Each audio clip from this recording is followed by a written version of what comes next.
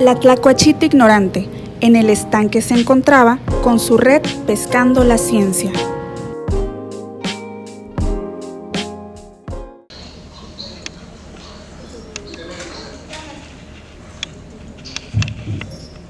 Buenas tardes a todos, bienvenidos nuevamente a la tlacuachita ignorante.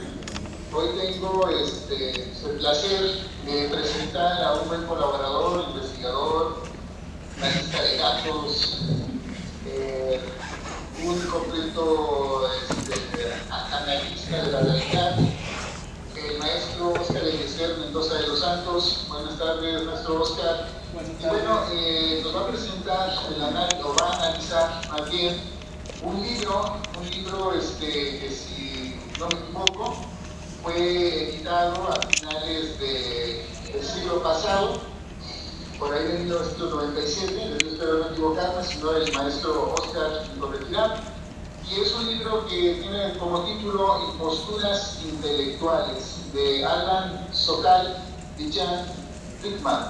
Bien, creo que este libro, de lo que he podido leer, va a ser muy relevante, si ponemos atención a la exposición de nuestro Óscar, muy relevante porque analiza precisamente un elemento que particularmente en la pandemia, ¿no? Se hizo más evidente. No es que no haya existido previamente, pero creo que en la época de la pandemia se hizo muy evidente, ¿no? De pronto sobresalían opiniones, incluso de índole sanitario, de personas que no tenían, ¿no?, la especialidad suficiente, pero sí se amparaban en supuestos dichos o teorías de personas, ¿no?, con cierto prestigio, y pongo entre comillas eso de cierto prestigio. Creo que esto de las imposturas es muy propio, ¿no?, de esta época, o más bien es muy visible en esta época. Y creo que la lectura de este libro y el análisis del mismo va a ser muy enriquecedor, sobre todo para aquellos que nos dedicamos a las ciencias. Entonces, maestro Óscar, pues cedo los micrófonos a usted, y pues muchas gracias por estar esta tarde presentándonos este libro. Gracias, bienvenidos.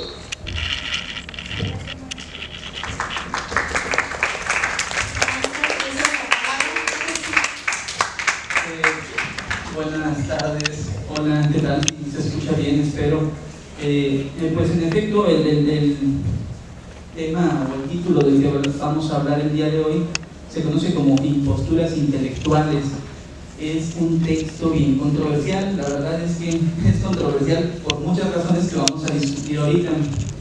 Quiero adelantar que la estrategia que quiero adoptar no es hacer un resumen del texto del libro, ¿no? Creo que el libro es bastante bueno y está muy bien hecho por parte de los autores, muy bien estructurado. Entonces lo que quiero hacer es más bien una reflexión en torno al libro, ¿no?, usándolo como pretexto también para discutir algunas cuestiones interesantes para las ciencias sociales. Entonces, de alguna manera lo que vamos a ir viendo es un poco el contexto de la obra y las implicaciones que tuvo y que ha seguido tal vez teniendo para áreas como la filosofía, la sociología, la psicología, las humanidades en general, largo, etc.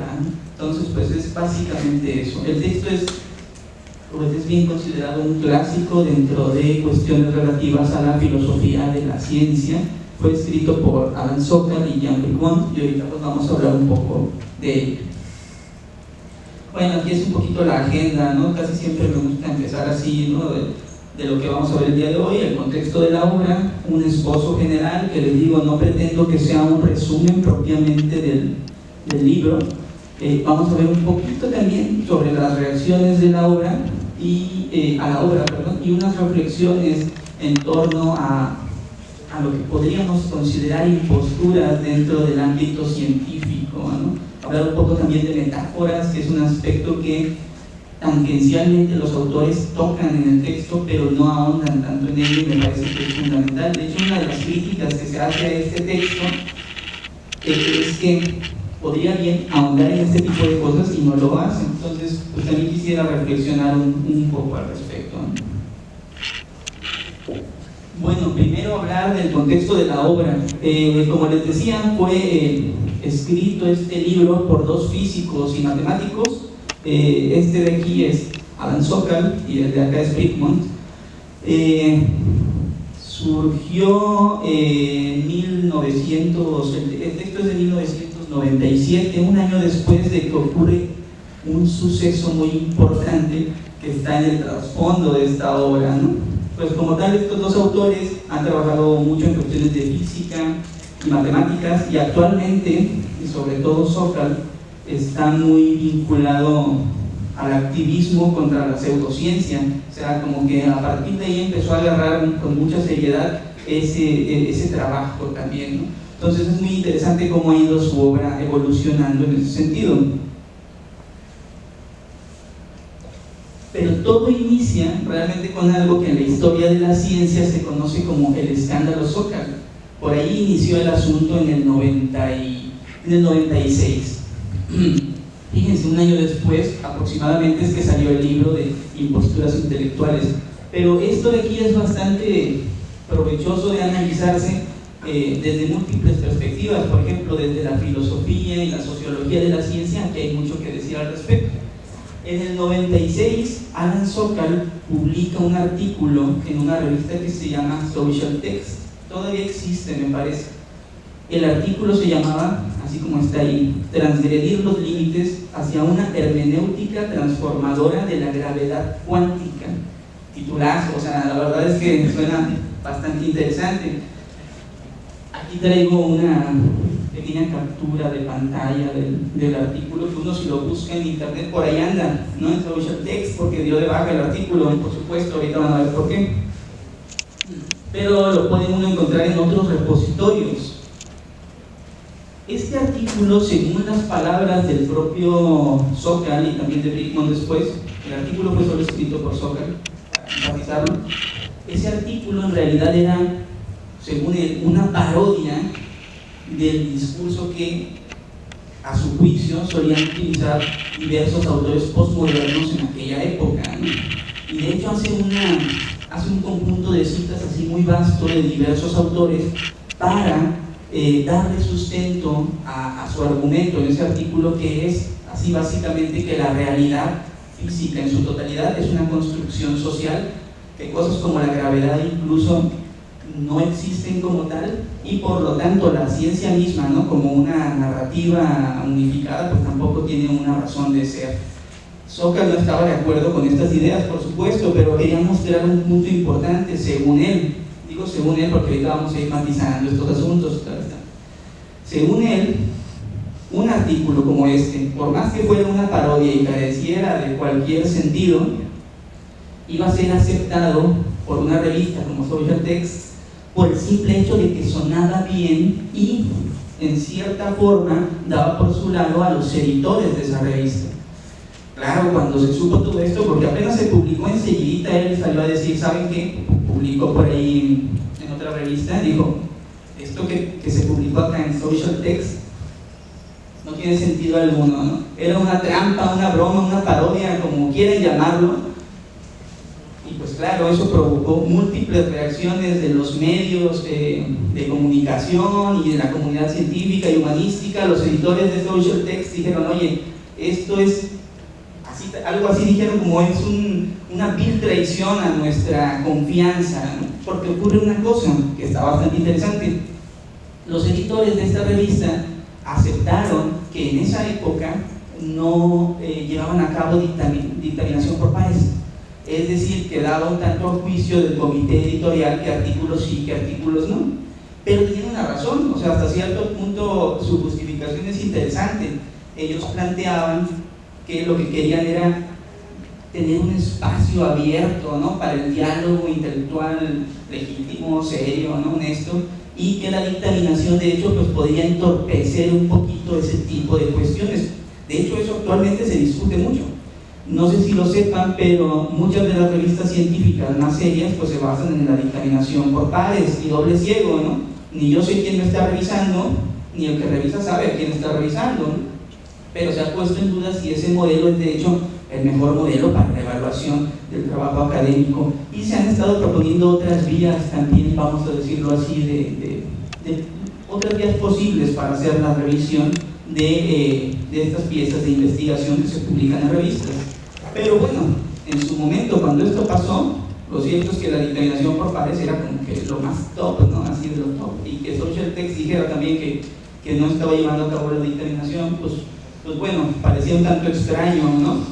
Y pues por ahí empezó a haber muchísimas reacciones, ¿no? En algún punto se dijo, pues esto habla, decían algunos, habla peor de quien hizo la broma, que sí, que de los propios editores, ¿no? De Social Text, pero otros decían por acá, este es el claro ejemplo de cómo las humanidades no pueden ser tomadas con seriedad.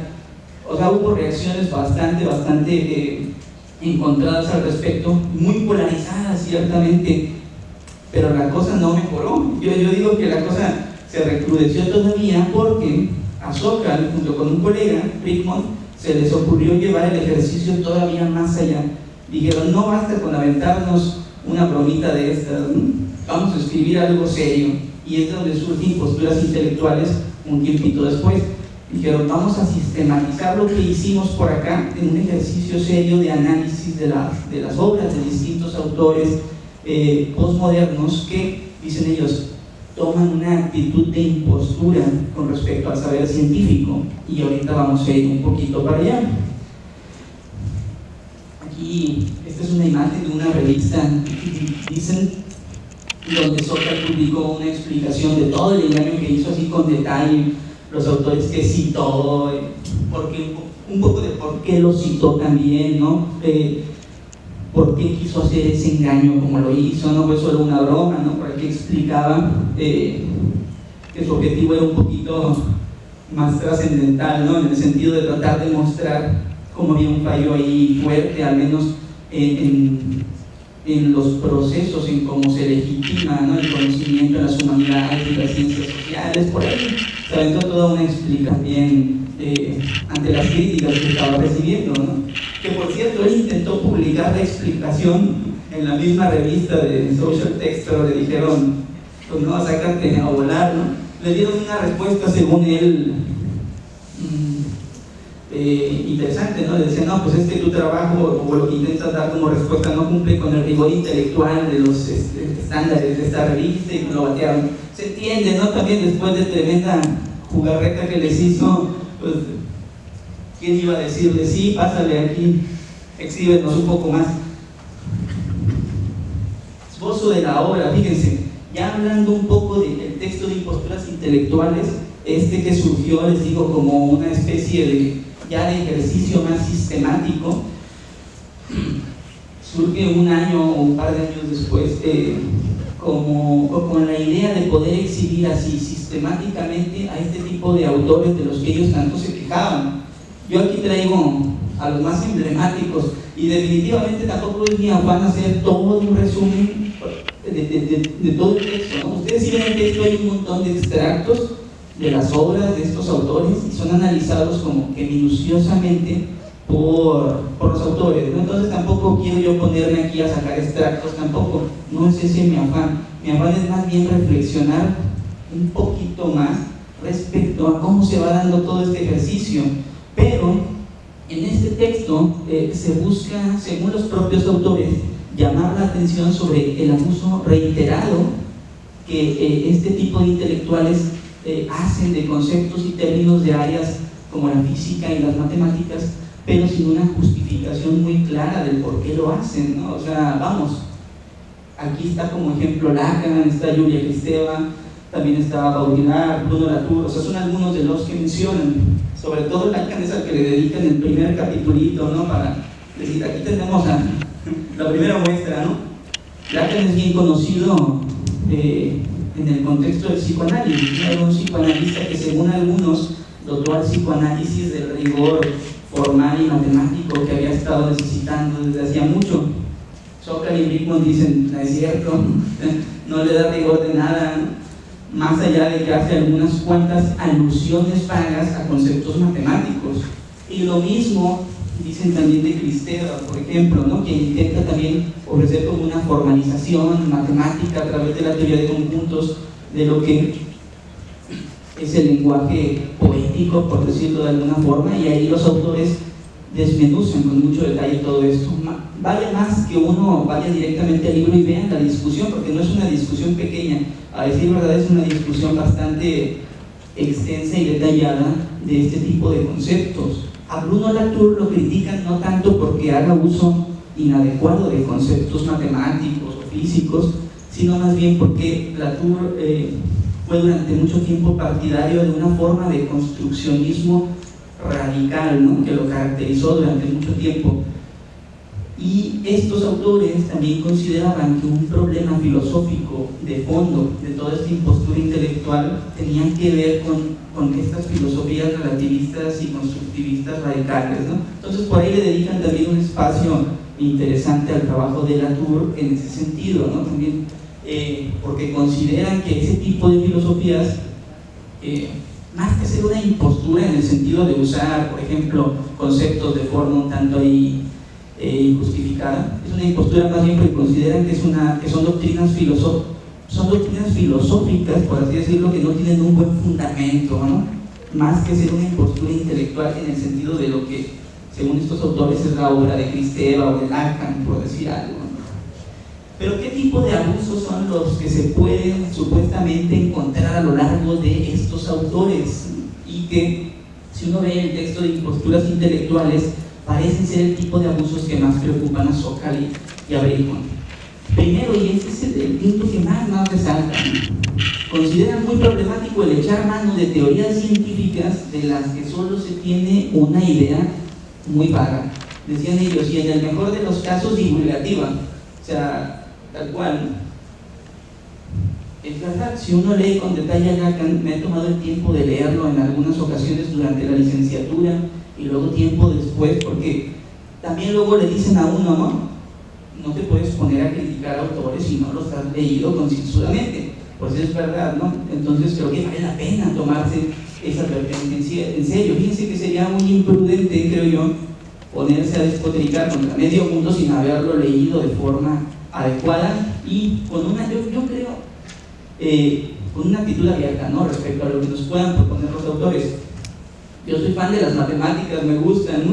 Pero tengo que decir que al menos las veces que intenté leer a Lacan en ese sentido matemático formalista, al menos yo no le encontré mucho, ni pie ni cabezas, pero a lo mejor no soy un intelectual tan encumbrado como para entenderlo, ¿no? Entonces ciertamente por ahí puede estar el problema, ¿no? O me falta saber más de matemáticas. Pero fíjense que Sokal y Brigmont, físicos y matemáticos, pues bueno, dieron opiniones interesantes al respecto, ¿no? Ellos veían en el uso de las matemáticas que hacía Lacan algo a lo mucho metafórico, por decirlo en algún punto, y de hecho autoras como Kristeva, por ejemplo, acepta que el uso de las matemáticas, sobre todo en sus primeros trabajos, particularmente sobre semiótica, era más bien el uso metafórico, por ejemplo, de la teoría de conjuntos. Entonces, ok, hasta ahí pues puede estar interesante, ¿no? El asunto. El problema es que nos plantean estos autores, Sokal y Brigmont, lo que se pretende muchas veces es incorporar en las ciencias sociales este tipo de formalismos matemáticos de forma injustificada para dotar de alguna especie de rigor un tanto en realidad vago, ¿no? A este tipo de teorías o propuestas. Pero algo que ellos consideran problemático es que, si bien es cierto que no hay ningún problema con traer conceptos de otras áreas como la física y las matemáticas, la cuestión es que esto tendría que hacerse bajo algún argumento o algún tipo de evidencia, ¿no? Para poder justificar esto. Más adelante, hacia el final de esta exposición, voy a hacerle una pequeña crítica a la estadística que se usa, por ejemplo, en psicología, y yo me dedico a eso, pero para que vean que soy honesto, voy a hacer una crítica a un aspecto del uso de la estadística en psicología que se me hace por demás injustificado, y sin embargo ocurre. Otro problema, dice, uso de términos técnicos en contextos en los que resultan incongruentes. Sokal y Brigmont por ahí atribuyen que cierta intención a estos autores posmodernos, así lo llaman ellos, autores posmodernos. Dice, pues es que pareciera que lo que quieren es impresionar o intimidar al lector que no está versado científicamente. Intimidar o impresionar. No sé, la verdad yo no sé qué intenciones tenían. Ciertamente cuando Brickman y Sokal dicen eso, pues pienso que quizá podrían estar atribuyendo una intención que quizá los autores no tenían originalmente, ¿no? A lo mejor Lacan y algunos otros sí tenían la genuina convicción de que estaban haciendo un aporte sustancial a su respectiva área. Entonces ahí se me hace un poquito, pues tal un poco improcedente al menos. Creo que es una hipótesis plausible, creo que sí pueden tener tal vez la intención, o pudieron haber tenido la intención como de dotar de rigor, por decirlo de alguna forma, su discurso sin decir nada en particular, ¿no? O sea, quién sabe. Y luego acá dicen también Sokal y Brickman, y aparte pecan de intoxicación verbal, que es como manipular muchas frases sin sentido, pero que suenan rimbombantes, ¿no? Ahí está otra cosa interesante. Juzguenlo ustedes mismos, ¿no? O sea, también yo que estoy diciendo lo que Sokal y Brickman plantean, no crean que yo me creo todo lo que ellos plantean, si no van a decir que al rato que quiero censurar el psicoanálisis aquí en la facultad o alguna cosa por el estilo, nada más lejos de la realidad, ¿no? Lo aclaro, estoy haciendo un poco una lectura de lo que Sokal y Brickman creen. Más adelante les doy mis conclusiones al respecto, ¿no? Como les comentaba, los autores elaboran una crítica contra el relativismo epistémico, ¿no? Que impera en las ciencias sociales, ¿no? Y que a su juicio es muy pernicioso, lo era en ese entonces y lo sigue siendo para el desarrollo de estas. Lo cierto es que yo me posiciono dentro de una filosofía que se conoce como realismo científico, así que ciertamente algunas formas de constructivismo o construccionismo radical y ciertas formas de relativismo las tomo con pinzas, aunque creo que ha habido lecciones muy importantes que han surgido, por ejemplo, desde este tipo de posturas, ¿no? Que, por ejemplo, creo que uno actualmente puede ser realista, es decir, asumir que existe una realidad objetiva, independiente de nuestra mente, pero al mismo tiempo puede uno comprometerse un poquito con un relativismo teórico o epistémico, ¿no? Decir, ok, hay una realidad objetiva, pero podemos entenderla desde distintas perspectivas teóricas y finalmente eso nos da como conclusiones distintas respecto a la realidad. Es decir, no creo que el relativismo, del que tanto se quejaban Sokal y Brickman, haya sido infructífero. Creo que el relativismo nos ha dado lecciones muy importantes también para robustecer, por ejemplo, nuestras filosofías sobre la realidad y los métodos con los que las estudiamos. Entonces ahí de pronto también el despotricar y no encontrarle también ningún valor a este tipo de filosofías me parece un poquito peligroso por parte de estos autores. Pero bueno, creo que su particular preocupación iba en torno al hecho de que desde estas filosofías, pues al final todo parecía valer, ¿no? Si la ciencia era solo un discurso más de los múltiples discursos que se podían configurar respecto a la realidad, pues entonces la ciencia en realidad no tenía ningún valor, ¿no? Y finalmente cualquier otro discurso que se pudiera configurar podría sustituir a la ciencia como tal. Y pues están bien en contra de ese tipo de cuestiones, también estaban muy en contra, por ejemplo, de que se viera a la ciencia solo como un instrumento político, es decir, para ejercer poder y ese tipo de cosas. Como les digo, se posicionan fuertemente contra el argumento de que la ciencia es un relato más. Curiosamente, uno podría, o actualmente, si nos ponemos a reflexionar un poquito, yo les preguntaría a ustedes, fíjense ahorita como para hacer una pequeña dinámica, ¿ustedes qué creen? ¿La ciencia es un relato más, por ejemplo, como lo pueden ser los mitos que hubo en algún momento, los relatos religiosos? ¿Qué piensan al respecto? ¿Es un relato la ciencia? ¿Quién quisiera participar? ¿Quién levanta la mano? Alumnos o maestros, quien quiera participar, el espacio está abierto, ¿no? Pues yo creo que sí comienza como un relato, porque la psicología también se empezó como como un relato. Hay cosas que intentes como cambiarles, te la niegan, ¿no? De alguna manera. Entonces es como algo sui generis, ¿no? Algo propio, particular y que está fuera de al menos del radar, de lo convencional, por decirlo de alguna forma. Es una estrategia interesante, ¿no? pero tuvo respuestas. O sea, Imposturas Intelectuales fue un libro que sacudió a mucha gente y tuvo respuestas, ¿no? O sea, y no fueron pocas, y algunas son interesantes. Una vino, por ejemplo, de Renan, que dijo, bueno, oye, ¿sabes? Yo estuve leyendo la obra de Zócalo y Brickmont y creo que he llevado, dice Renan, un análisis muy superficial de las obras de los autores a los que están citando. Y es una cosa interesante, ¿no? Al fin y al cabo, en efecto, si tú ves Imposturas Intelectuales, es un texto que está compuesto por muchas citas, por muchos extractos. Tú, siendo crítico, podrías cuestionarte si es verdad que se está haciendo una lectura justa y bien contextualizada de la obra de estos autores, ¿no? Finalmente, podría ser que estén sacando a Lacan, por ejemplo, o a Cristeva de contexto y haya más que decir, ¿no? Entonces, este aspecto es una cosa que a mí me parece interesante. Una de las críticas es que los autores como que se limitan mucho a extraer citas y a desmenuzarlas, pero hay aspectos críticos y filosóficos que dejan completamente de lado. Por ejemplo, y esto me parece bastante interesante, el uso que las metáforas tienen para el avance de la ciencia, y ese es uno de los puntos que quiero discutir al final. Creo que es valioso, es decir, hay algo que es interesante en todo esto, que los autores, a lo mejor Zócalo y Brickmont dejaron un poquito ahí de lado, ¿no? Hasta cierto punto. También les criticaban, por ejemplo, sobre todo Zócalo, que quizá había muchos intereses ahí políticos de por medio, ¿no?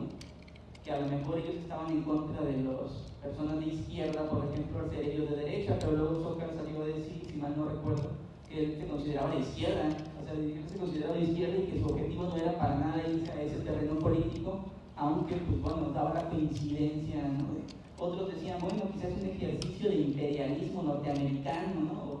Porque de alguna forma están agarrando a puros autores franceses para tirarles chiribilla, ¿no? Entonces también por ahí hay algo interesante. Claro, Zócalo y Brickmont han intentado como que zafarse de eso y decir, es que ese no fue nunca nuestro objetivo, ¿no? Nuestro objetivo era activar por otro lado. Aunque siempre en el libro es interesante porque lo hacen todo con un tonito así medio sarcástico, ¿no? Y jocoso, que también no les ayuda porque a veces da a pensar que se estén burlando o estén intentando desvalorizar el trabajo que otros intelectuales puedan estar haciendo. Pero ese escrito es común, por ejemplo, en otros autores. Mario Bunge, que a mí me gusta mucho la obra de Mario Bunge, también tiene ese tipo como de forma de plantear las cosas, ¿no? Al punto que, por ejemplo, a Bunge se le ha criticado que a veces caricaturiza o hace un hombre de paja, ¿no? O sea, vuelve una caricatura el argumento de Rosario para, pues, minimizándolo, ¿no? De alguna forma, dándole un poquito el valor argumental que tiene. Ese tipo de cosas es importante resaltarlas. Sí, tenemos que ser honestos intelectualmente, ¿no? Hay voy poniendo referencias, por cierto, todo esto lo pueden consultar. Ahí están los links. Si quieren, luego les paso las diapos por si quieren también entrar a esta información para que vean que no me la invento, ¿eh? ¿Qué no es Imposturas Intelectuales? A mi juicio, creo que Imposturas Intelectuales y los esfuerzos de Zócalo y Brickmont no deberían verse como un intento por desmantelar las ciencias sociales. O sea, creo que no fue ese el caso. Muchos lo vieron como, ¿sabes? Es el esfuerzo de unos físicos y matemáticos por desprestigiar a la sociología, la psicología, la filosofía, porque son cientificistas. No me parece que ese haya sido nunca el objetivo de Zócalo y de Brickmont. O sea, esa crítica no me parece justificada. Creo que su objetivo iba más bien a poner en duda esa beta de las ciencias sociales más cuestionable, ¿no? Al menos en sus metodologías y argumentos. Si lo lograron de forma adecuada o no, ya eso es otra cosa, ¿no? Tampoco creo que sea una crítica a la transferencia de conceptos de un campo a otro, ¿no? Es decir, esta fertilización cruzada, que así se le llama luego en sociología de la ciencia, ¿no? Esta actividad, ¿no? En la que distintos campos se pueden nutrir de los conocimientos que se generan en otros, esto me parece algo muy legítimo y necesario también para que la ciencia pueda progresar. Zócalo y Brickmont no me parece que estén en la línea de negar ese tipo de procesos que tienen que haber a nivel teórico y metodológico para que las ciencias progresen. Entonces, las críticas que van un poco hacia estos puntos creo que sí están injustificadas. No me parece que el libro llegue a esa conclusión, todo lo contrario. Creo que intenta el libro como que motivarnos a pensar en formas más rigurosas de conectar, por ejemplo, las matemáticas con la psicología, con la sociología, con las humanidades en general, ¿no? Y aquí ya yo quisiera ir pues aportando comento hace tiempo, yo tuve la oportunidad de leer este librito cuando era estudiante de licenciatura, porque me topé con un profesor aquí en la facultad que nos hablaba mucho del Lacan y del uso de las matemáticas que hacía, y en su momento yo dije, oye, pues eso suena bien, y cuando lo leí me decepcioné. Entonces empecé a investigar sobre Lacan, y ahí vi con posturas intelectuales. Tengo que admitir que en aquel entonces, ya hace muchos años, a lo mejor, ¿cómo decirlo?, quedé muy impresionado por el texto y lo tragué casi sin digerir adecuadamente, pero con los años y dado que he ido madurando intelectualmente, he ido viéndolo desde otras perspectivas y veo un poco las deudas que quedaron por parte de los autores en ese libro, que después, como les dije, han seguido trabajando en sus cosas, y han seguido una línea muy fuerte sobre este tipo de cuestiones, pero al menos en este libro creo que quedan algunas deudas, y con el paso de los años pues he reflexionado un poquito al respecto. Y yo puse aquí, ¿no?, unas reflexiones sobre metáforas, imposturas y ciencia. Primero, ¿es criticable utilizar metáforas o alegorías, es decir, conjuntos de metáforas en la ciencia? No creo, de hecho se hace frecuentemente si uno lo piensa con suficiente detalle. Aquí pongo algunos ejemplos, ¿no? Cuando hablan del ADN como huella digital, eso es bien común, en libros de divulgación científica y en algunos libros de texto que lo encuentras, sí, el ADN como una huella digital. Es una metáfora, ¿no? El cerebro como computadora, esa metáfora como ha sido ya hasta criticada, pero las teorías computacionales de la mente, por ejemplo, se sustentaron así fuertemente en ese tipo de metáforas. En la biología, por ejemplo, la selección natural es una gran metáfora, ¿no? Realmente la selección natural es un concepto, por así decirlo, que se está acuñando para referirse al fenómeno de supervivencia y reproducción diferenciada que hay en los organismos, ¿no? Realmente no es que la naturaleza diga, hoy me levanto y voy a seleccionar a estos de este grupito, ¿no?, porque son los mejores. La naturaleza no selecciona nada, por eso es que es una metáfora también. No quiere decir que el fenómeno no ocurre, claro que ocurre, pero no ciertamente, no ocurre de esta manera alegórica, ¿no?, de que la naturaleza con alguna especie de conciencia, ¿no?, diga, voy a seleccionar a estos sujetos. No, ciertamente no. Y sin embargo, no quiere decir que no haya sido una metáfora fructífera, ¿no? A partir de ello es que se han hecho muchas investigaciones en biología evolutiva, y ahora el término se sigue acuñando y se utiliza. Claro, por supuesto, se sigue utilizando, pero ya lo que hay es modelos más rigurosos respecto a estos fenómenos de supervivencia y reproducción diferencial en las especies, ¿no?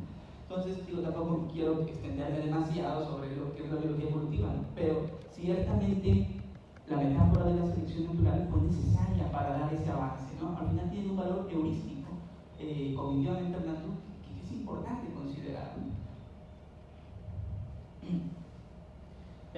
Permiten de hecho que la ciencia avance, ¿no?, y puede hacer muy accesible tanto para el público en general como para la misma comunidad científica ciertas relaciones conceptuales que de otra forma podría ser un poquito complicado, ¿no? A decir verdad, cuando Darwin observó este tipo de regularidades en la naturaleza y al proponer el concepto de selección natural, Darwin se basó en el concepto de selección artificial, ¿no? A decir verdad, que utilizaban los granjeros, por ejemplo, ¿no?, para estos métodos que se utilizaban para seleccionar como que las mejores variantes, ¿no?, de ciertas especies, por ejemplo, de ganado, por decir algo, ¿no? Se inspiró un poquito para él tomar el concepto de selección natural, pero claro, con conciencia de que la naturaleza no seleccionaba absolutamente nada, pero ese concepto ayudó como que a resumir estas regularidades empíricas que estaba observando y permitió por ahí que se fuera avanzando un poquito más en el terreno. Claro, después se incorporó, por ejemplo, la genética a todo este asunto, las matemáticas, y por ahí se planteó lo que se conoce actualmente como la síntesis evolutiva, ¿no?, y ya mucho más riguroso, no tan metafórico tal vez, pero al fin y al cabo la metáfora de la selección natural tiene función para el público en general, sino también un poquito para el público experto. La cuestión es esta: uno podría decir entonces lo que Lacan hizo, por ejemplo, a un nivel metafórico, podría estar más o menos en el mismo nivel que lo que ocurrió con la selección natural. Hay un punto importante. Creo que las metáforas si se descarrilan, pueden acarrear algunos peligros, sobre todo epistémicos, vamos a decirlo así de alguna forma. Y yo les propongo un pequeño ejercicio ya estaba elucubrando, ¿y cómo puedo hacer esto más dinámico? ¿Ustedes creen que el cálculo infinitesimal podría proveer algún argumento a favor de la numerología? Pongo como ejemplo el cálculo infinitesimal porque es una de las cosas así bien top dentro de las matemáticas, ¿no? Es como este triunfo de la razón sobre las grandes aporias, ¿no? De los griegos, cuando, ya saben, ahí Aquiles y la tortuga y ese tipo de cosas, ¿no? Y de pronto Newton llegó y dijo, yo tengo la solución, ¿no? Con estos conceptos de lo infinitesimal, ¿no? De lo que se aproxima así eternamente al infinito, pero se puede modelar matemáticamente, etc. Entonces, por eso pongo como ejemplo el cálculo infinitesimal, porque está así como en la cima, ¿no? de este asunto. Y la numerología, pues sí me imagino que saben qué es más o menos, ¿no? Aquí creo que traigo una definición, ¿no? Es el uso de números o patrones para entender la personalidad y el destino de una persona, ¿no? Y en este campo de estudio, cada número se encuentra asociado a alguna vibración energética, la cual puede influir en la vida de un individuo. Esa es la numerología. Así, en términos bien grandotes, ¿no? A lo mejor cada autor tiene sus matices. ¿Será que el cálculo infinitesimal, por ejemplo, diferencial e integral, pueda vincularse con esto? Yo creo que sí. Traigo una cosa que se me ocurrió ahí. Fíjense, creo que mientras la derivada, por ejemplo, descompone, la integral unifica. Sabemos en matemáticas, ¿no? Que de hecho una integral es una suma, ¿no?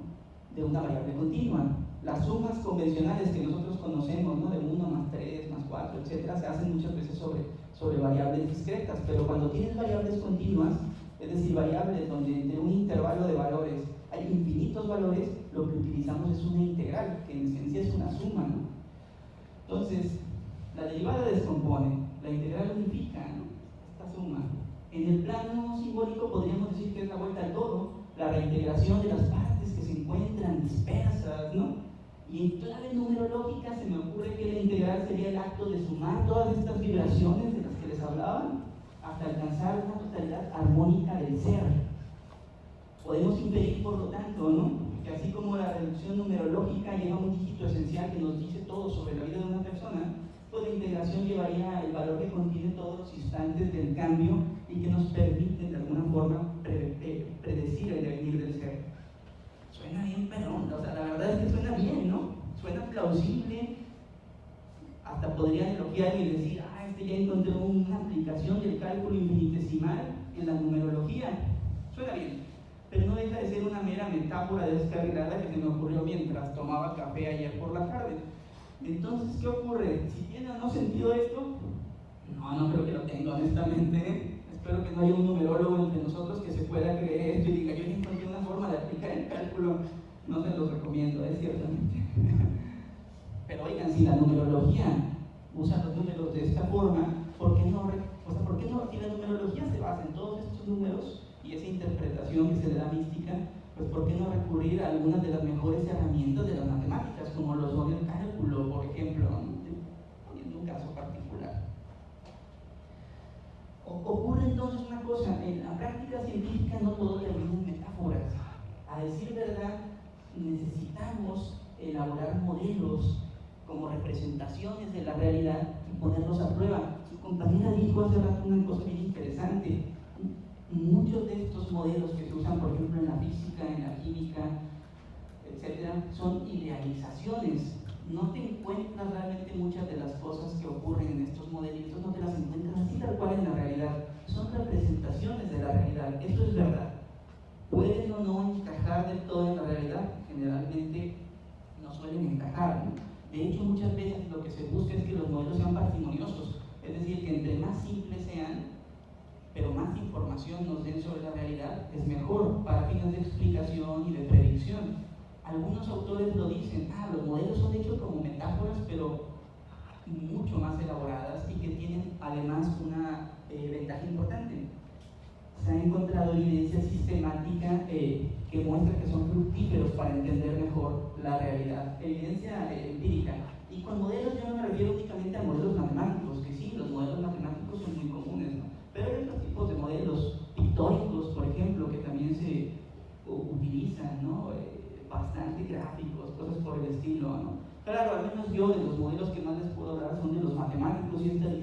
porque son los que más utilizamos. Por ejemplo, en psicometría, sus instrumentos estos que tanto utilizan, escalas, etcétera, parten muchas veces de modelos de medida, que son en esencia modelos matemáticos que te permiten vincular un indicador empírico, por ejemplo, con alguna variable no observable o algún rasgo latente de los individuos. Claro, uno podría decir, bueno, eso es una metáfora. Pues sí, pero si tú quieres es una muy elaborada y a la cual hay que buscarle bastante evidencia y que al final, como buena idealización que es, termina teniendo sus limitaciones. Tú bien sabes ahorita, imagino que ustedes saben, que estos instrumentos o estos modelos de medida se aplican en condiciones muy particulares. Si lo validaste, por ejemplo, en una población de estudiantes universitarios, no te lo puedes ir a llevar así como así, ni siquiera a otra población de estudiantes universitarios, por muy universitarios que sean, si es de otro contexto cultural muy distinto. Esa es una de las grandes limitaciones, pero bastante natural, por ejemplo, de este tipo de modelos, y ocurre con muchos otros modelos en realidad, también con los modelos de la física que se dan bajo ciertas condiciones que de no cumplirse, pues ciertamente las predicciones que puedan desprender del modelo tal vez no van a ser lo suficientemente exactas, ¿no? La evidencia y los argumentos se vuelven entonces fundamentales. Me parece que en el caso de estos autores que tanto critican, Sokal y Brickman, lo que falta es ese paso tal vez, ¿no? A lo mejor también el aspecto lógico y de coherencia interna en sus propuestas, pero también el paso evidencial, ¿no? O sea, de poder recolectar sistemáticamente evidencia empírica que dé sustento a las cosas que están diciendo. El problema, volviendo a lo de la actitud científica, es que muchas veces algunos autores se cierran a esa posibilidad, ¿no? De ir un poquito más allá en cuanto a la evidencia. Otra cosa que quería advertir sobre estas reflexiones es que no hay que pensar que las imposturas intelectuales, como las que indican tanto estos autores, solo se encuentran en casos llamativos, como la numerología y el psicoanálisis. Digo, la pseudociencia definitivamente son los casos más llamativos, pero estas imposturas intelectuales también se presentan muy frecuentemente en lo que podríamos llamar la ciencia mainstream o la ciencia que se suele considerar legítima. La verdad es que sí se presentan bastante. Y un ejemplo que yo traigo aquí es el del uso bien injustificado de la estadística. Eso pasa frecuentemente, y aquí en CIDETAC lo hemos discutido mucho, ¿no? Y con otros colegas también. La estadística dota de toda esta formalidad, ¿no? Que es muy atractiva, ¿no? Y es persuasiva también, pero muchas veces carece de fundamento lo que se está realizando. Y sé que cualquiera de ustedes que me conocen podría decir, oye, ¿por qué estás despotricando contra la estadística? No contra la estadística, contra el uso injustificado de la estadística. En 2016, la Asociación Americana de Estadística publicó una declaración sobre el uso de los valores P en investigaciones de corte estadístico cuantitativa. Se los recomiendo, pueden buscarlo, aquí puse la referencia también. Ahí hacen un llamado a algo que a ellos les parece un poquito alarmante y que tiene que ver también con los problemas de la crisis de la replicabilidad en las ciencias sociales. Y dicen, bueno, al parecer, por como hemos estado viendo y nos han llamado la atención, hay muchos equívocos al momento de interpretar los valores P o los valores de significación en estadística, ¿no? Y la ASA, la sociedad, esta no es la APA, esta es la ASA, intentan dar algunas directrices o algunos consejos respecto a cómo tomar los valores P. No sé si alguno de ustedes recuerda o ha visto qué son los valores P, pero son estos. El valor P está muy asociado al concepto de significación estadística, que luego nadie te sabe definir. Esa es la realidad, ¿no? Nomás te dicen, si P es menor que 0.05, aceptas tu hipótesis de investigación, y si P es mayor que eso, la rechazas. Quizás es como un punto de corte. Y de hecho muchas revistas dicen, oye, tus resultados no tienen un valor P significativo, entonces rechazamos tu artículo, ¿no? Eso pasa frecuentemente, por eso es que la ASA salió ahí a decir, oye, ¿qué pasa, no? A decir verdad, el valor P como significación, como medida de significaciones estadísticas se ha desvirtuado muchísimo, pero muchos autores siguen recurriendo a él y dicen, valor P salió por debajo del punto 0.5, se acepta mi hipótesis, mi trabajo está bueno, ¿no? Es relevante, etcétera, me lo publican, pasa frecuentemente. Pero hay un uso bastante injustificado. Por Por ejemplo, primero, el valor P no es una medida de qué tan probable es que tu hipótesis sea verdadera, nada más lejos de la realidad. El valor P no establece qué tan veraz, por ejemplo, o qué tan verosímil puede ser una hipótesis, aunque a veces así se ha interpretado. En todo caso, el valor P puede verse, ¿no?, como la probabilidad de que un determinado estadístico alcance un valor determinado o superior a ese, ¿no?, por poner un ejemplo, así tal cual. Pero si eso quiere decir que tu hipótesis es verosímil o compatible, verosímil o que tiene un gran tamaño de efecto, por ejemplo, el tratamiento que estás usando, pues es otra historia completa, ¿no? Que de hecho también lo dicen, el valor P no es una medida del tamaño del efecto. Es decir, no te dice en términos prácticos si las intervenciones que estás realizando tienen algún impacto significativo, ¿no?, en el contexto de lo que estás estudiando. Y esto me parece fundamental. Ellos dicen es que las decisiones científicas y prácticas no deberían basarse únicamente en el valor P. Es más, tal vez ni siquiera deberían basarse en el valor P. Hay otras medidas que se han ido proponiendo a lo largo del tiempo. En su momento, por ejemplo, el uso de intervalos de confianza, ¿no? Oye, yo calculo este estadístico, calculo un intervalo de confianza que me puede decir más o menos entre qué valor y qué valor cae ese estadístico y no te doy solo una estimación puntual, ¿no?, de ello, ¿no? Otras medidas, por ejemplo, como los criterios de información bayesianos, ¿no?, que se han dado en otros contextos de estadística, cosas por el estilo, medidas que te puedan decir también el ajuste que un modelo tiene con los datos que tú le estás proveyendo, por decirlo de alguna forma. Entonces, a decir verdad, el valor P sigue utilizándose mucho y hay revistas que si no tienes un valor P por debajo del 0.05, te pueden rechazar el artículo. Claro, esto se ha ido discutiendo cada vez más, pero tiene una implicación práctica importante para el desarrollo de la ciencia en general, que tal vez muchos resultados, por ejemplo, que hemos tenido en ciencias sociales, en psicología, carecen de significatividad así teórica, sustantiva, pero como tienen un valor P bonito, pues han sido aceptados, ¿no? Esa es una postura intelectual, a mi parecer, y una que ocurre incluso dentro de contextos experimentales, por ejemplo, psicométricos, etcétera, etcétera, ¿no? Y que tal vez no se ve tan pseudocientífico, pero si tuviéramos que ser muy estrictos, tal vez sí lo sería, ¿no? O sea, creo que Sokal y Brickman pudieron haber puesto como contrapeso a lo mejor un análisis también de ese uso que se da. ¿Quiere decir eso que la estadística es inútil para las ciencias sociales? No, más bien que hay que ser un poquito más críticos con respecto a cómo se utiliza, ¿no?, por decirlo de alguna forma. Lo quería también traer como un ejemplo así pequeñito, al menos de cosas que ocurren en la práctica. Pues bueno, ya como conclusiones, nada más comentarles que mi afán aquí al traer este libro en este espacio no era tanto ponerme yo a despotricar contra el psicoanálisis y contra el relativismo y esas cosas, que sí, yo tengo mis posturas bien definidas. Estoy en contra de la pseudociencia, por supuesto, claro que sí, y estoy a favor de lo riguroso, de lo más riguroso que podamos ser, pero con una gran apertura al diálogo también, ¿no?, en gran medida entre las distintas tradiciones, filosofías y perspectivas que haya. Y de otra forma, me parece que esa es una de las grandes virtudes de la ciencia. A lo mejor soy muy idealista o tengo un ideal ilustrado muy metido aquí en la cabeza, pero yo sí creo que necesitamos eso, ¿no? O sea, de una versión democrática de la ciencia, no de una versión dogmática. Entonces, me parece que incluso tenemos que dar espacio para discutir más este tipo de trabajos, como los de Lacan, como los de muchos otros autores, y que si no estamos a favor de ellos, pues podamos discutirlos honesta y abiertamente y ver qué podemos sacar de provechoso de todo ello. O sea, yo era muy reaccionario contra ese tipo de disciplinas cuando estaba en la licenciatura. Conforme he ido creciendo o me he ido haciendo viejo, a lo mejor perdí mi espíritu de batalla, ¿no?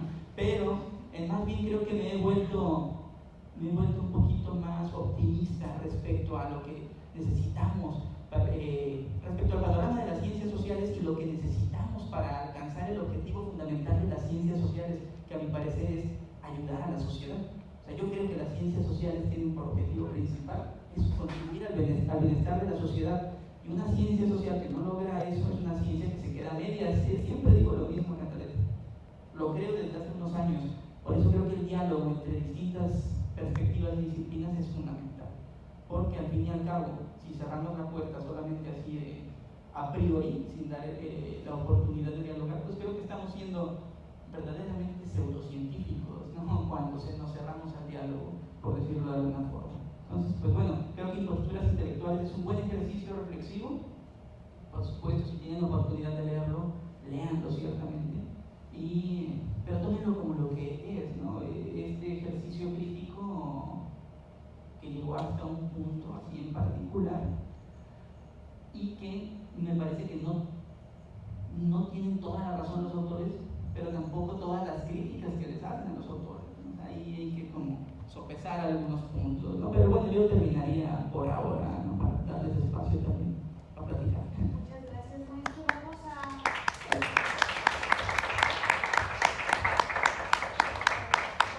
ver el estado. Hola, ¿qué tal, profe? Buenas tardes, saludos. Pues ahorita con lo que usted me estaba diciendo, quisiera escuchar su opinión acerca de algo que yo he estado pensando.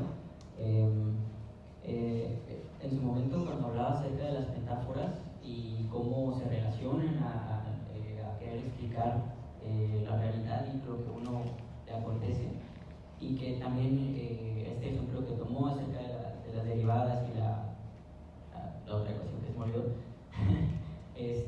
algo que ocurre mucho en psicología es cómo las personas tienen este acercamiento consigo mismos a querer explicar lo que les acontece, ¿no? Algo que yo le atribuyo mucho al psicoanálisis es esta manera de querer explicar todo a manera de lo más simple posible, ¿no? Que se pueda entender. Y yo creo que algo que tiene desmedida, así a diferencia de otras corrientes, es el uso tan mediático que tiene en la sociedad, ¿no? Que es tan conocido, que es muy famoso y creo yo que como primer acercamiento hacia la psicología la mayoría lo ha tenido, ¿no?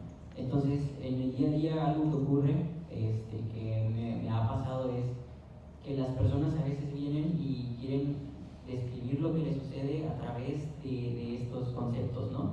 Pues, un ejemplo de ello puede ser, ¿no? Que a lo mejor, no sé, mi pareja está teniendo un lenguaje del amor de tal y que por eso se siente de esta manera y yo a lo mejor estoy perdiendo y porque yo soy introvertido y él es extrovertido. O sea, esa forma de pensar al final del día a ellos les funciona, ¿no? Y les responde a algo, o sea, les da una respuesta a lo que buscan, ¿no? Que tal vez pues, se acerque o se aleje, o eso es por algo que también estaría bien retomar, o darle importancia, ¿no?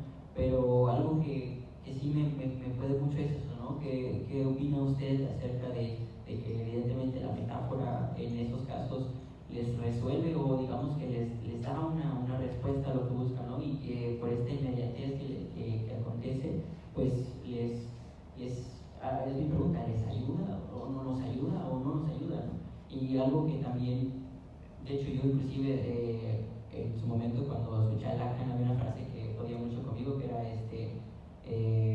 la palabra manda la cosa, ¿no? Y eso en situaciones en mi día a día a lo mejor sí resolvían algo que yo buscaba, ¿no? Y que a profundidad Lacan lo explicaba de esa manera y que yo como que a manera de metáfora o de querer explicar lo que a uno le sucede, pues él me acercaba, ¿no? Y también la metáfora como herramienta para describir lo que uno quiere expresar. Recuerdo también una frase que el doctor Emilio nos decía cuando hablábamos acerca de la inteligencia artificial y de ChatGPT como tal. Él decía, lo cito, cuando tú quieres en una casa reparar un techado o un techo o quieres echar impermeabilizante o algo así, ¿qué necesitas para eso, no? Pues necesitas una escalera, necesitas un martillo, necesitas herramientas, ¿no? Entonces él dijo, ¿por qué no ver a ChatGPT o a esta inteligencia artificial como una herramienta que nos lleva a ese paso de querer solucionar, ¿no? Y esa metáfora como tal a mí me quedó mucho porque al final del día creo que explicaba muy bien lo que él quería dar a entender para que nosotros viéramos esa herramienta, ¿no? Entonces creo que ya dije mucha pregunta, pero espero no se haya confundido. No, está bien, está interesante decir verdad. Creo que, vamos a decirlo así, ¿no? las metáforas, que nosotros utilizamos metáforas día con día, ¿no? Día con día. Por ejemplo, cuando dices, siento como un nudo en la garganta, entonces es una metáfora, ¿no? Por supuesto, ahí están. Esa es una que se me ocurrió ahorita. ¿Tienen utilidad? Pues claro, porque si lo vemos desde una perspectiva conductual, es conducta verbal que te permite de alguna forma tener una injerencia en el mundo. Cuando tú le dices a alguien, ¿no? Siento como un nudo en la garganta, estás intentando así como que resumir muchas de las cosas que sientes para comunicarle algo a esa persona y que haya una consecuencia en función de eso que estás diciendo, ¿no? A lo mejor que la persona, no sé, te dé un respiro, ¿no? en el diálogo que estás teniendo, o que te reconforte, o cosas por el estilo. Entonces, ¿tienen utilidad en la vida diaria? Sí, tienen utilidad en la ciencia también, pero se dan en distintos niveles, ¿no? Los lenguajes que utilizamos, vamos a decirlo así, se construyen también de acuerdo a las necesidades que tengamos, ¿no? Los lenguajes formales, por ejemplo, en la ciencia se han construido por necesidades específicas, ¿no? de los desarrollos científicos y de ciertas tareas que se están desenvolviendo ahí. Entonces, claro, las metáforas creo que tienen su valor, por supuesto. Creo que incluso en contextos clínicos, por ejemplo, pueden llegar a ser muy valiosas para que los sujetos puedan manifestar situaciones muy complejas en las que se encuentran, ¿no? Creo que alguna vez lo platicábamos con gente del área conductual contextual, ¿no? Donde también usan mucho las metáforas, ¿no? Para que se pueda dar este proceso adecuadamente. ¿Tienen utilidad? Sí. ¿Cómo podemos testear la utilidad que tienen? Uno podría decir, pues por evidencia anecdótica, ciertas metáforas a mí me han funcionado, pero luego ya en la ciencia, si queremos convertirlas en modelos para encontrar evidencia empírica sistemática, pues es otra historia, ¿no? Requiere de ciertas metodologías muy particulares en muchos casos, pero por supuesto la utilidad está ahí. Yo durante muchos años, y hasta la fecha todavía comparto algunos puntos, me interesé por algo que se conoce como epistemología evolucionista. De hecho, tengo algunos artículos sobre epistemología evolucionista. Y algo que se le ha criticado fuertemente a la epistemología evolucionista es el uso metafórico que hacen del concepto de evolución para explicar, o sea, de la evolución biológica para explicar la evolución del conocimiento científico, ¿no? Y a veces también tecnológico. Yo creo que tiene gran potencia esa metáfora, ¿no? El uso metafórico ahí de la evolución, por así decirlo, biológica, para entender la evolución del conocimiento me parece muy interesante. Sigo estando muy a favor de muchas tesis de la epistemología evolucionista, pero hay otras que me parecen ya incuestionables. Pero, por ejemplo, es un buen caso de cómo una metáfora puede ayudar a avanzar un campo como lo es la epistemología, porque de ahí empezaron a surgir un montón de cosas muy fructíferas hasta la fecha, ¿no? Espero haber contestado un poquito ahí, al menos de forma general, ¿no? Gracias. No sé quién más.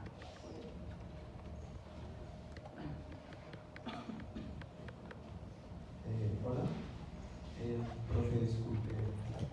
Leyendo respecto a este tema sobre el libro, me encontré con algo bastante interesante que era una filosofía postmodernista, esa escuela francesa, y leyendo más encontré un comentario que me pareció muy interesante, que decía que el experimento de Sócrates, por su propia naturaleza, debía extinguir de manera definitiva el mundo académico que se sustenta o que toma estas ideas, estos criterios de evaluación y de revisión, pero parece que pasó precisamente lo contrario, ¿no? Y al menos en nuestro ámbito, que son ciencias sociales, pareciese a veces que todo vale.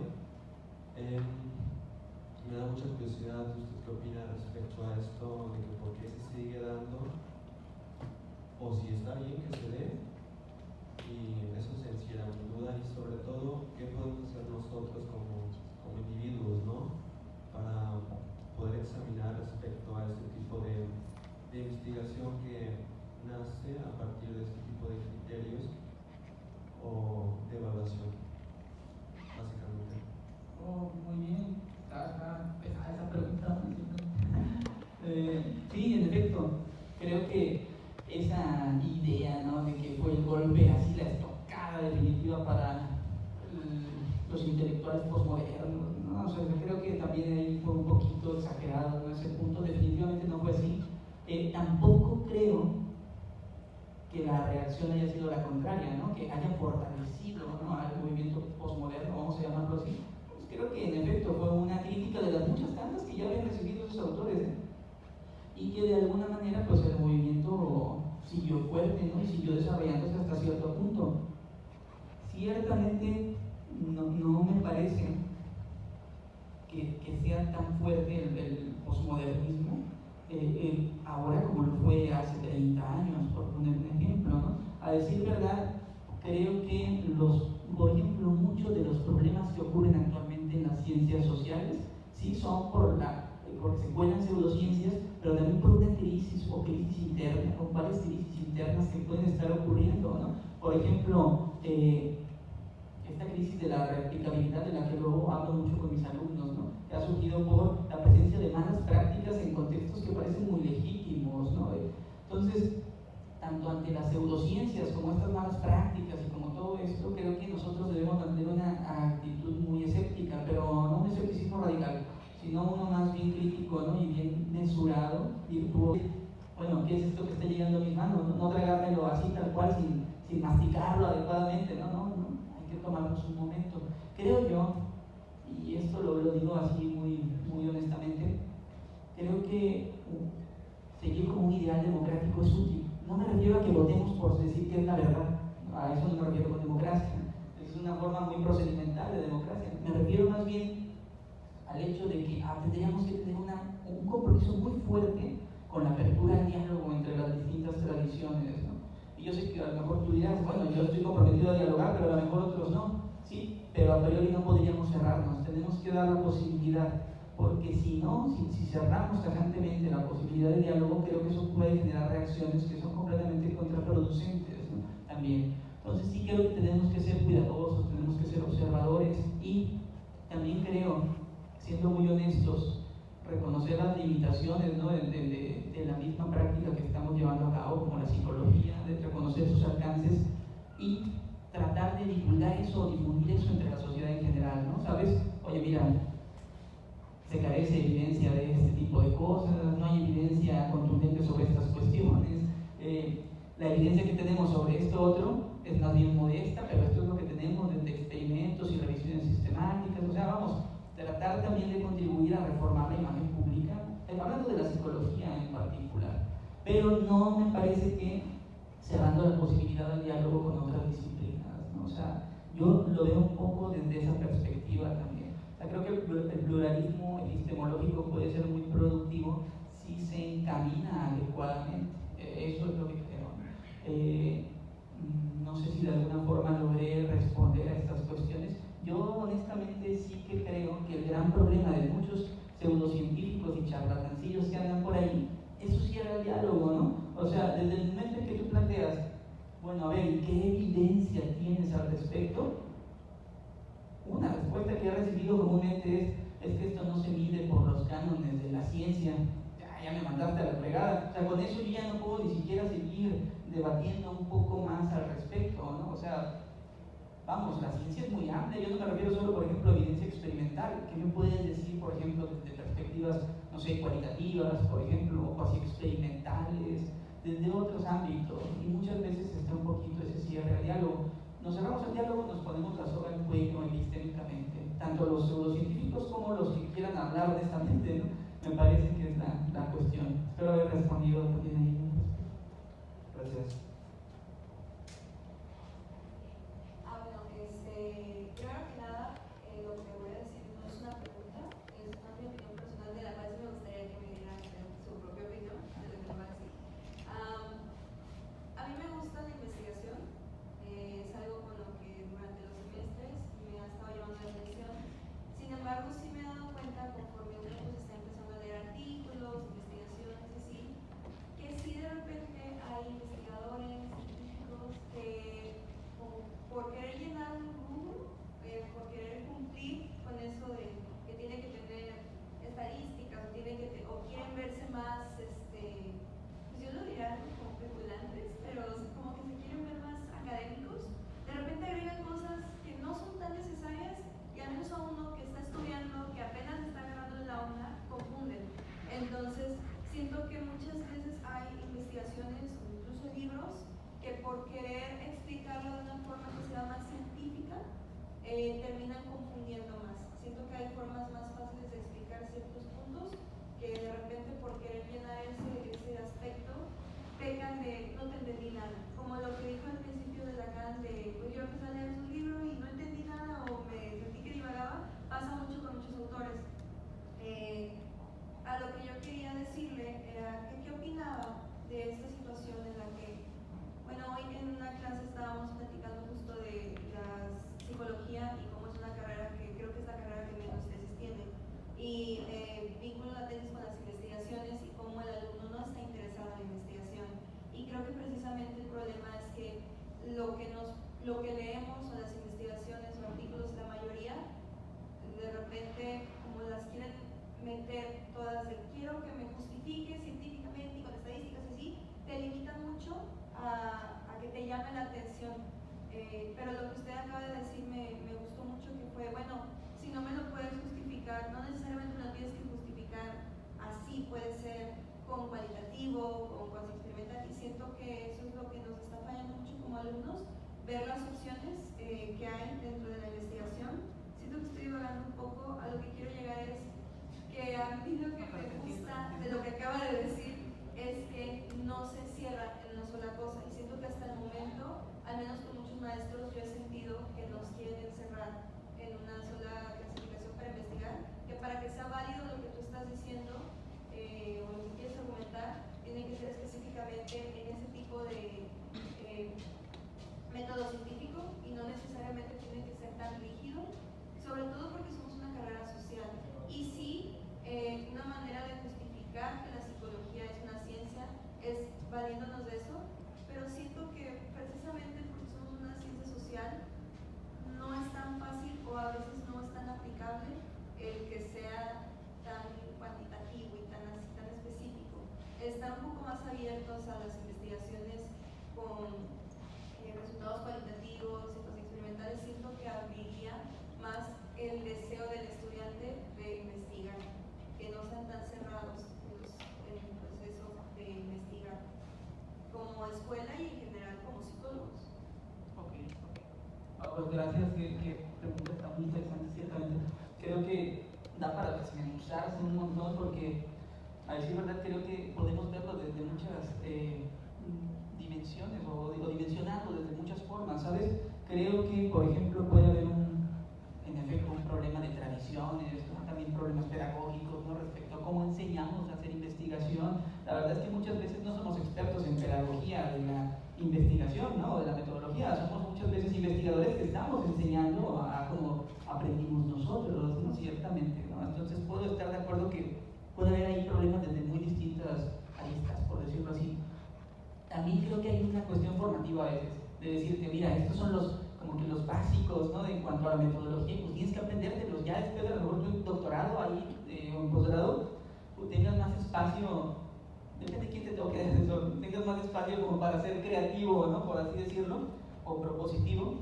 Pues a lo mejor también puede ser un poquito eso, pensando que no siempre sea con mala intención. Pero también creo, y estoy de acuerdo con eso, no sé si alguien te transmitió esa idea, pero eso es una caricaturización o un hombre de paja, o sea, en el sentido de que así no es como funciona realmente la investigación, por ejemplo, de corte estadístico. Definitivamente, lo que tenemos bien claro los que nos dedicamos honestamente a esto, es que no podemos prometer esa exactitud ideal de la que luego a veces se nos acusa, ¿no? No es verdad, a decir verdad, es todo lo contrario. Yo siempre he dicho, la estadística es una ciencia de incertidumbre, o sea, lejos de ser una ciencia exacta, como luego dicen, es una ciencia exacta. No, creo que es una ciencia que te ayuda a manejar o administrar un poquito la incertidumbre, pero siendo muy modestos, casi siempre nuestras conclusiones suelen ser como, mira, la evidencia que tenemos ahorita con estos márgenes de confianza nos permite sostener esto, pero la neta, hay que seguir, o sea, te lo estoy así, no lo publicamos así, pero te lo estoy haciendo coloquial, pero la verdad, tenemos que seguir todavía aplicando un montón de piedra, y ahí es donde también, por supuesto, reconocemos que hay que trabajar mucho en conjunto con otras perspectivas, por ejemplo, epistémicas, ¿no? Porque la estadística nos ayuda, por ejemplo, a ciertas cuestiones. Ni qué decir que luego dentro de tradiciones cuantitativas hay conflictos. Están, por ejemplo, los estadísticos frecuentistas y luego están los estadísticos bayesianos. Y te van a decir, este compa hace pura estadística frecuentista, no le sabe a la estadística buena. Y el frecuentista te va a decir, pues el bayesiano anda con sus concepciones así bien subjetivistas de lo que es la probabilidad. Y hay conflictos también internamente. Los conductistas, por ejemplo, están muy en contra de la psicometría. la psicometría tal cual, que se considera como uno acá de los baluartes, ¿no?, de la ciencia psicológica, pero los conductistas dicen, esa cosa que, o sea, la verdad es que, vamos, esos conflictos están ahí, ¿no?, también. Por eso digo que no podemos cerrarnos al diálogo como tal, ¿no?, porque de pronto me parece, ¿no?, que cada una de estas discusiones y perspectivas es valiosa, ¿no? Entonces, sí, creo que eso que planteabas es interesante, pero me parece que es un poquito caricaturizado, ¿no? No creo que nadie que se dedique seriamente a este asunto tenga la pretensión de exactitud así por medio de, o sea, no creo. Es que justamente es eso, es lo que le comentaba, el fenómeno que veo mucho en la carrera es que hay personas que así te lo dan y te lo dictan y te lo dictan. A mí me pasó en mis primeras prácticas, estaba aquí en el Centro Psicológica y trabajé con 3 chicos que eran contextuales muy radicales, o sea, ellos decían que no, eran como unos radicales de closet, por decirlo de alguna manera.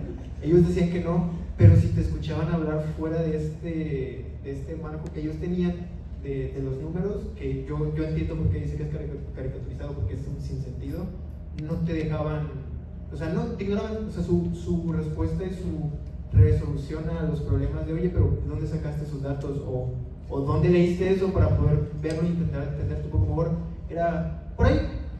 No te puedo citar ahorita el texto, pero pues es así. Y se cerraban, como se comentaba, la soga al cuello, se cerraban el diálogo. O sea, es como más que nada, en general, hacer notar el hecho de que, pues, en la carrera vamos a seguir topando con gente así, y en general en la práctica, ya para terminar, sí, en la vida en general, que están cerrados a esta postura de que la psicología se tiene que quedar solamente en lo cuanti, y más que nada no es eso. O sea, la psicología abarca más allá de lo cuanti, porque trabajamos con personas.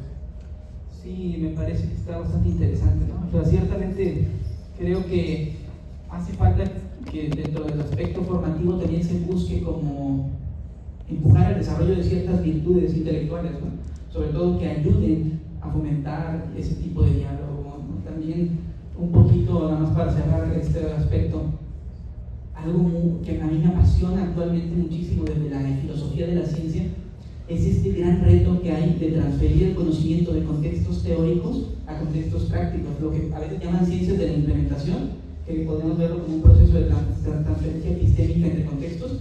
A mí me parece muy apasionante y creo que gran parte de los retos que hay en muchas ciencias, en las sociales en particular, tienen que ver con este tipo de asuntos, y por eso es que ahora algunas cuestiones que he estado estudiando en filosofía de la ciencia tienen que ver con eso. También es importante. Oye, bueno, esto a lo que hemos llegado en contextos bien controlados, ¿cómo podemos transferirlo a contextos prácticos, ¿no? También creo que por ahí tiene algo que ver con esto que planteas, pero definitivamente el cierre al diálogo echa a perder todo. Pero creo que es muy normal cuando estamos siendo estudiantes de licenciatura, apasionados con algo, está bien pelearse en este terreno intelectual, ¿no? De alguna forma. Yo era así, la verdad, y otros compañeros también. Luego en Facebook había grupos de discusión. El maestro Arturo Salmón, si llega a ver este video, lo recordará. Nos poníamos luego a discutir y acá a despotricar contra psicoanalistas, ¿no?, y cosas por el estilo. Es bonito eso también, mientras se haga dentro de lo racional. Y claro, que se pueda dirigir o encauzar adecuadamente, ¿no? ¿Qué mejor que ese tipo de discusiones, ¿no?, encauzadas, insisto, adecuadamente? Me parece que es fascinante, ¿no?, también de cierta forma. Si no, se perdería un poco el espíritu académico, a mi parecer. Gracias. Oscar, estoy aquí, había 2 manos levantadas, pero nada más quiero hacer un comentario y una pregunta. La primera, el comentario es que comentabas que el análisis, bueno, ese trabajo de Sócrates era más hermenéutico, no partidario, creo que por el análisis de textos. Sin embargo, hay una corriente de la hermenéutica que para dar como cierto valor, validez, legitimidad a estas interpretaciones de los textos, se necesita que se cierre el círculo hermenéutico. ¿Qué significa eso? Que pues se regrese como esa interpretación al autor que se está analizando para que el autor a su vez haga una reinterpretación. ¿Qué pasa aquí? Que a mí me da pues tristeza que no estuvo ya Lacan para responder a esto, porque Sócrates y Brickman están haciendo esta interpretación, pero ya no hubo una réplica. A mí me hubiera encantado que esto hubiera surgido aún viviendo con Lacan para que respondiera y hubiera ese diálogo que tú estás ahorita comentando y que yo también defiendo, Entonces creo que esta interpretación, hablando de esta mirada hermenéutica, pues sí, todavía yo la consideraría no errónea, no mala, sino insuficiente, mutilada, porque falta la réplica del arte. ¿Por qué esos vacíos?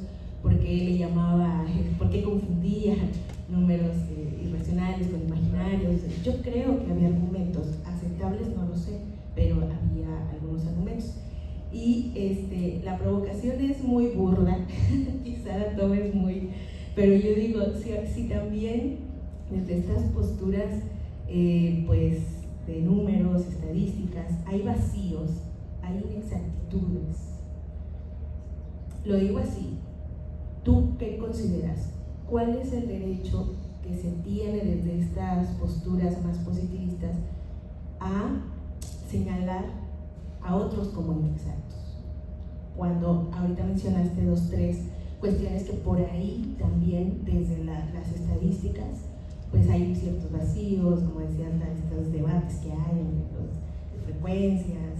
Entonces eso es muy burdo, o sea, es muy burdo, pero es una pregunta que me hago quizá muy desde la filosofía de las ciencias y entonces desde dónde señalamos a la inexactitud, desde estos modelos que muchas veces se consideran perfectos matemáticamente hablando, pero que en la práctica no se verifican. Entonces, ¿cómo desde acá podemos señalar algo como inexacto? Pues cuando desde donde lo estamos señalando también puede haber ciertos vacíos. Pero quisiera que tú me digas, que respondas a esto, porque tú estás más de ese lado, quizá tienes más certeza de la que yo tengo en cuanto a estas lógicas más, vamos a llamarles matemáticas, estadísticas. Está muy bien, gracias. Creo que están chidas las preguntas. Yo, respecto al primer punto, en efecto, creo que la crítica pues, debería rebotar, ¿no?, de alguna forma en ese proceso de diálogo, y creo que sí ocurre hasta cierto punto, porque luego se publicó un libro, ahí se los debo, no lo pude apenas encontrar, que se llama Imposturas Científicas, que un conjunto de autores hacen como respuesta, por así decirlo, a Sócrates, ¿no?, y a Brickmont. Ahí se los debo, ¿verdad? Pero a lo mejor lo podemos luego analizar en otra tlacochita, ya que el espacio se presta para ello. Y luego creo que Brickmont también en un futuro, o sea, después de la obra, contactó con uno de los autores, no recuerdo bien, ahorita se me pasa, y también por ahí intentaron como establecer un diálogo y documentarlo en un texto. O sea, creo que eso en efecto es fundamental, ¿no?, para que este ejercicio sea más honesto y crítico. Y respecto a esa última pregunta, sí que es bastante extenso todo este asunto, a decir verdad. Lo que creo es que no es que, ¿cómo decirlo? No creo que a priori alguien tenga el derecho respecto a imponer una visión epistémica del mundo. Creo que lo harán ciertos pensadores, lo harán ciertas comunidades muy específicas, por ejemplo, del ámbito estadístico, posiblemente sí. No digo que no haya personas que lo hagan, pero no me parece que en los aspectos axiológicos o normativos, por ejemplo, de las metodologías estadísticas, venga algo que nos dirija a eso, a esa conclusión, ¿no?, de decir, oye, yo te voy a imponer esto, ¿no?, o voy a demeritar el valor de otra evidencia. No me parece que eso esté ahí, ¿no? Definitivamente son discusiones normativas que rebasan el carácter estrictamente metodológico de estos aspectos. Pero es que es normal también, si pensamos en la actividad científica como una institución social y humana, por supuesto hay un montón de cruces de intereses, de poderes, de visiones, por así decirlo, bien arraigadas, ¿no?, a cada uno de nosotros, que nos llevan luego a ese tipo de respuestas o de actitudes. Pero no creo que eso sea, no me parece que ese sea el proceder adecuado para una ciencia sólida, en un sentido pluralista como el que ha hablado y democrático. No me parece que ese sea el punto. La apertura de la evidencia siempre tiene que estar ahí, y yo veo la ciencia siempre como un proceso inacabado, ¿no? O sea, no se acaba este asunto, seguimos y seguimos y seguimos y seguimos y seguimos, ¿no? Entonces, quien tenga la pretensión de que esto sea algo súper exacto, como le decía hace rato al compañero, ¿no?, y donde hay una verdad ya no me parece que sea el caso. Además, desde la filosofía de la ciencia ya ha habido mucha gente, por ejemplo, que se ha puesto en contra de estas nociones desde hace mucho tiempo, pero sí que creo que el dogmatismo siempre va a estar ahí, ¿no?, presente hasta cierto punto, y habría que combatirlo, ¿no? Casi con el mismo ahínco que a veces combatimos, por ejemplo, la desinformación que se da de parte de las pseudociencias y cosas por el estilo. Habría que combatir también este tipo de dogmatismos, ¿no?, y de cientificismos recalcitrantes, que creo que son contraproducentes por las cuestiones que ya platicamos. Habría que organizar algo para poder discutirlo con más detalle, a lo mejor un ciclo, ¿no?, ahí de charlas, debates, yo qué diablo sé, pero donde podamos discutirlo con mucho más tiempo y espacio. A mí me gustaría, es algo en lo que trabajo, ¿no? Entonces está genial también. Bueno, muchas gracias. Muchas gracias, maestro.